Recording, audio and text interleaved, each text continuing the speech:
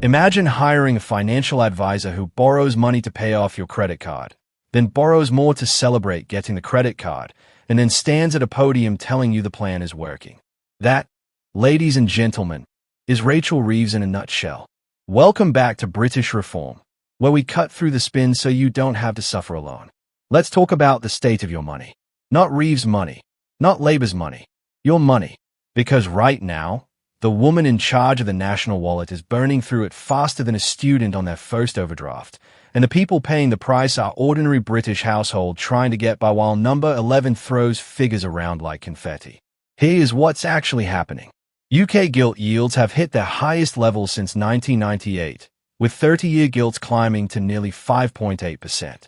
Now if your eyes glazed over at the word gilts, let me translate. Gilts are basically the government's IOUs to investors. When those yields spike, it means investors are demanding bigger returns to lend to Britain because they are nervous. And when the government has to pay more to borrow, that money has to come from somewhere. Spoiler alert, it comes from you. Higher borrowing costs mean the Treasury's room for maneuver is shrinking, with more revenue being absorbed by debt interest payments. Think of it like this. Imagine your household budget, but instead of buying groceries, a growing chunk of your income every month just goes straight to the bank to service a loan you took out years ago. You never see that money. It doesn't fix a pothole, doesn't hire a nurse, doesn't do anything useful. It just disappears into the financial void. That is what is happening to billions of pounds of British taxpayers' money right now. And the numbers are genuinely staggering. Official estimates show the government is expected to spend more than £105 billion paying interest on its national debt in the current fiscal year alone. £105 billion in interest. That is not investment. That is not growth. That is the bill arriving after the party, and Labour invited themselves to the party using your credit card. Now here's where it gets really rich. Literally. The former head of the Office for Budget Responsibility has described Reeves' fiscal rules as among the loosest the UK has had in its history, doing little to bring borrowing under control compared with other advanced economies. So not only is she spending at an eye-watering rate, the guardrails she supposedly put in place to stop herself from doing exactly that are apparently made of wet paper. The fiscal rules are basically a speed limit that she gets to set herself. Imagine marking your own homework and still somehow failing. But wait, because it gets better.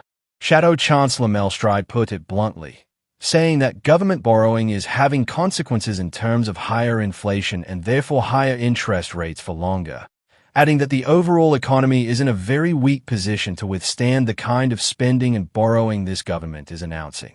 And this is the Shadow Chancellor, so of course he has a political interest in saying it. But here's the thing. He is not wrong. When the government borrows at this scale, it crowds out the private sector, drives up the cost of mortgages, and squeezes businesses. The ripple effects hit every corner of the economy. Speaking of mortgages, as gilt yields have risen, cheaper mortgage deals have been pulled from the market, with lenders likely to remain cautious about the path ahead. So if you are sitting there wondering why your mortgage renewal came back looking terrifying, well, now you know. Rachel Reeves' borrowing binge has a very direct line to the interest rate you pay on your home. This is not abstract economics. This is money out of your pocket every single month. And while all of this is going on, what is the government's response?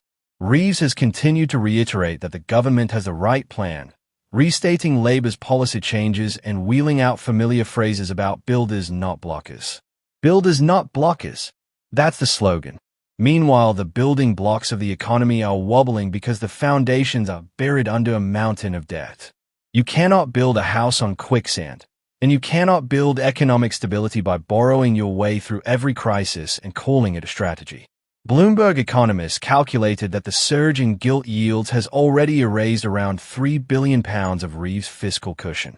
And that is before the full impact of the Middle East crisis on energy prices has even fed through.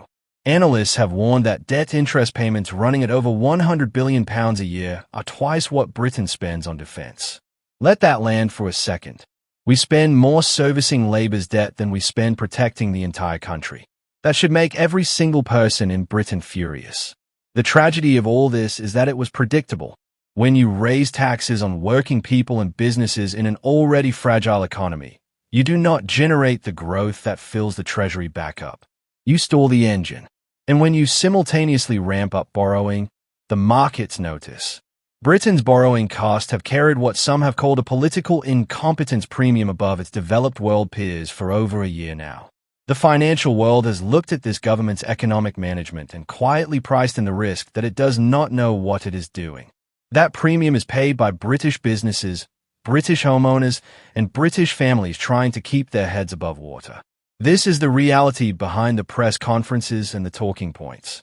A chancellor with the loosest fiscal rules in modern history, borrowing costs at multi-decade highs, debt interest payments that dwarf the defense budget, and mortgage deals being pulled off the shelf while ordinary people try to figure out how to make ends meet.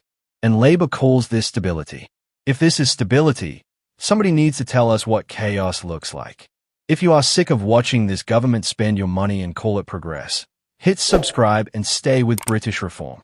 We will be here every single day, holding them to account, so you always know exactly what is going on. We will see you in the next one.